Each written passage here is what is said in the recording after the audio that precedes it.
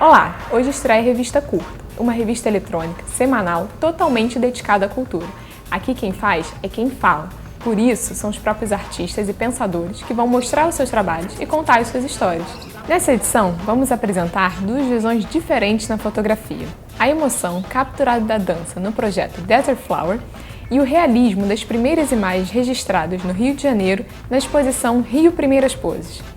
E mais, a íntima relação entre a pintura e a escultura nas obras de José Bechara e o Cineclube do Arquivo Geral do Rio de Janeiro em homenagem aos 450 anos da cidade.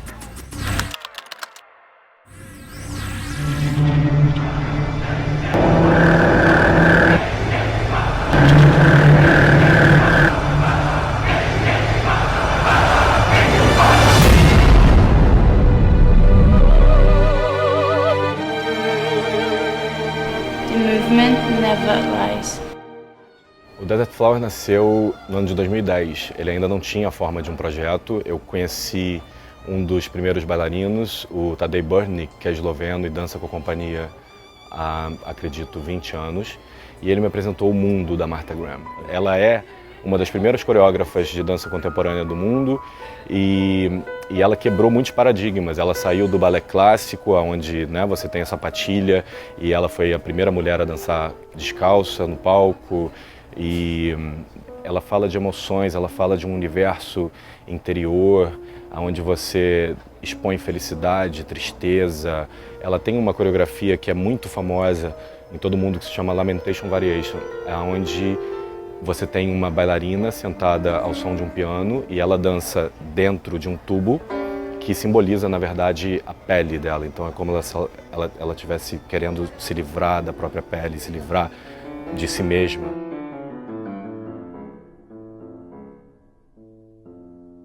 Logo após eu conhecer o Tadej, na verdade no dia seguinte eu estava tão fascinado e tão intrigado que eu o convidei para posar para mim. E eu levei ele para a praia, para um cenário desértico, éramos só eu, ele, a areia e o céu azul. E eu queria, na verdade, tentar criar alguma coisa diferente, alguma coisa onde eu usasse a técnica da Martha, aliada àquelas roupas, que são, a maioria delas é desenhada por grandes estilistas.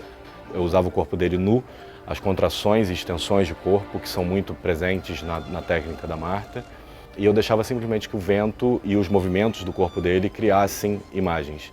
E depois, quando eu estava editando as fotos e observando um pouco melhor a coisa num todo, eu encontrava, na verdade, imagens que se assemelhavam a flores. E aí eu acho que nasceu o projeto Desert Flower.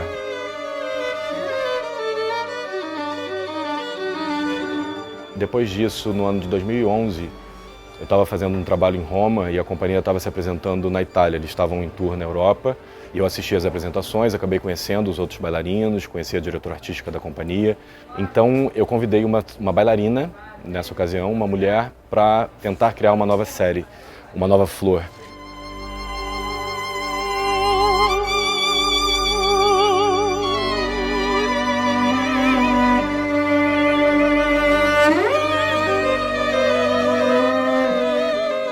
A minha primeira vontade era de fazer desse projeto uma exposição de fotos. Então, eu não tinha muito material, eu tinha duas séries, Eu tinha encontrado ali 2 ou 3 flores, pode-se assim dizer, mas eu precisava criar muito mais imagens. Então, eu escrevi esse projeto na Lei Rouanet, ele acabou sendo aprovado e eu segui para mais uma viagem, mais uma imersão com a companhia. Então, nessa ocasião, no ano passado, eu fiquei 3 meses com eles. A sede da escola é em Nova York e a partir dali a gente seguiu para várias cidades da Europa novamente. A maioria dos lugares onde eu fotografei eram lugares onde eu nunca tinha estado antes e não existia uma produção prévia, nem um produtor comigo, então a maioria das fotos que são vistas no livro, elas foram feitas num intervalo de tempo de talvez 20 minutos cada uma delas, às vezes menos, às vezes evidentemente um pouco mais. Mas era um processo muito visceral, muito livre e eu tinha, por sorte, total liberdade, total acesso à Martha Graham, a técnica dela, os bailarinos e as roupas. Então tudo aconteceu de uma maneira muito natural. As fotos simplesmente surgiam e elas evidentemente vinham dessas emoções, seja da velocidade com que a gente tinha que fazer, ou do cansaço do bailarino, ou mesmo da minha própria insegurança, enfim, as fotos simplesmente aconteceram.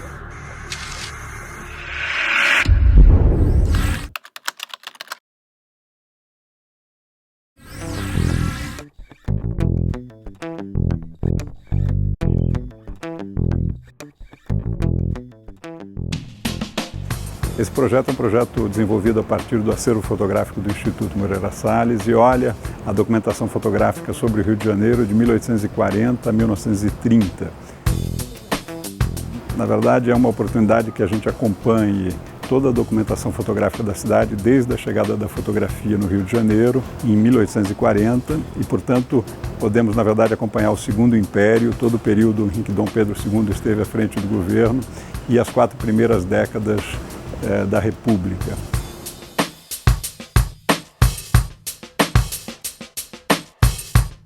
É uma maneira de podermos olhar mudanças na linguagem da fotografia e mudanças também radicais na própria cidade. Né? Há o trabalho dos grandes mestres da fotografia do século XIX, como Marco Ferrez, como Augusto Stahl, como George Loisinger, que trabalham ainda com a fotografia de cavalete, a fotografia sobre o tripé, digamos assim, a fotografia da paisagem natural, da paisagem urbana. Mas no início do século XX temos, na verdade, a fotografia amadora, uma fotografia com muito mais sensibilidade à luz, com muito mais capacidade de acompanhar o movimento, de acompanhar, na verdade, também o próprio cenário da vida das pessoas, amplia-se o repertório da fotografia para o ambiente doméstico e, com isso, aumenta a densidade, na verdade, da informação visual sobre a cultura da cidade, sobre a própria paisagem urbana.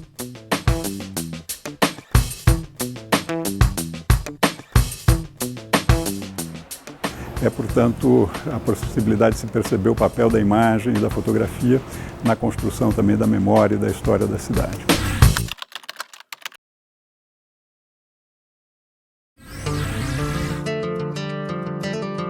Eu me chamo José Bechara, nasci no Rio de Janeiro, trabalho aqui no Rio de Janeiro, estudei na Escola de Artes Visuais do Parque Lage, terminei esse período lá por 91 e desde lá montei meu próprio ateliê e venho trabalhando com pintura, escultura e um pouco de fotografia também. Me dedicava até 2002 exclusivamente à pintura. Em 2002, por conta de um convite para um programa de residência, surgiu a ideia de produzir um trabalho de caráter escultórico.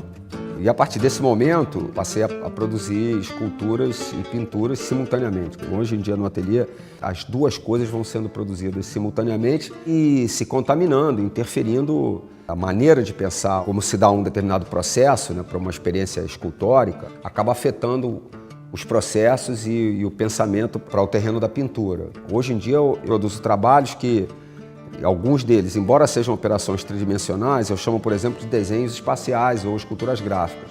Enfim, são trabalhos que, embora sejam manipulados, como você manipula uma escultura, ele é todo pensado a partir da experiência que eu tenho como pintor. A ação da luz sobre a cor propriamente, os planos, a transparência dos planos e por aí vai. Eu me interesso muito pelas zonas oscilantes. Hoje, isso que eu chamo de pintura, ela resulta num espaço, que no final das contas é o que me interessa, que oscila entre o mundo real e o mundo virtual. Ora ele se coloca como pintura, ora ele se coloca como uma pintura que contém um volume real. Isso me interessa muito. Produzir para mim mesmo, sobretudo, uma dificuldade de situar o gênero em que essa coisa se dá. Eu gosto muito da geometria, mas eu sempre gosto de pensar a geometria e me utilizo dela como um elemento não de afirmação do mundo, não de cálculo do mundo, como é normalmente o que se espera da geometria, mas alguma coisa que se assemelhe à nossa condição de vida. Uma geometria que se esforça o tempo todo para emergir, assim como nós, que nos esforçamos diariamente para emergir.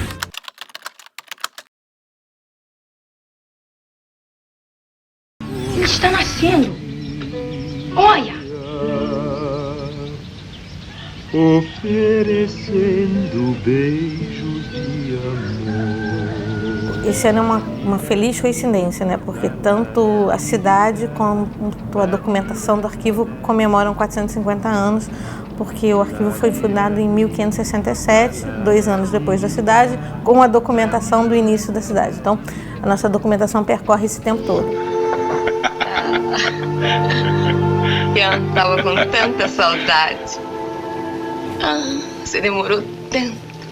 E há 2 anos atrás nós investimos num setor aqui específico para trabalhar o nosso acervo de imagens de movimento. Nós queríamos fazer um evento nos 450 anos que fosse um pouco diferente do que vai acontecer de uma maneira geral, que são seminários, congressos, livros, enfim. E nós achamos que poderíamos trabalhar essa questão através do cinema. Conversamos com o professor João Luiz Vieira, do Departamento de Cinema e Vídeo da UF, fizemos um acordo e o professor João organizou uma matéria na graduação, uma optativa, que é o Cineclube, já nasce com alunos da UF e aberto de uma maneira geral.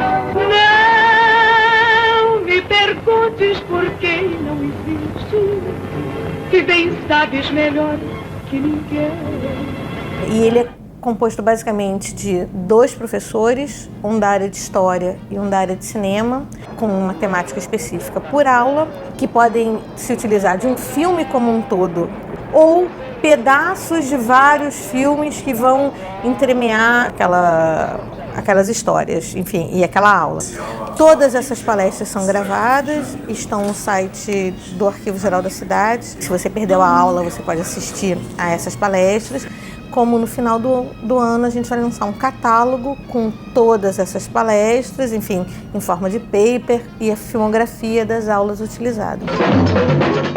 Então a gente tentou pensar as questões das chanchadas, a questão da malandragem, a questão dos estrangeiros, também a questão de Nelson Rodrigues, a questão do cinema, do carnaval, do futebol. Então a gente tentou mapear temáticas cariocas, porque a ideia é como o Rio de Janeiro foi visto pelo cinema, né? Não só como palco, mas também como uma reflexão sobre a cidade, né? Essa é a discussão. Agora você vai me comprar um anel, não é? Que anel? Claro, meu bem, agora nós somos noivos e você tem que me dar um anel. Com que dinheiro? Imagine, você recebeu teu ordenado, eu vi, venha.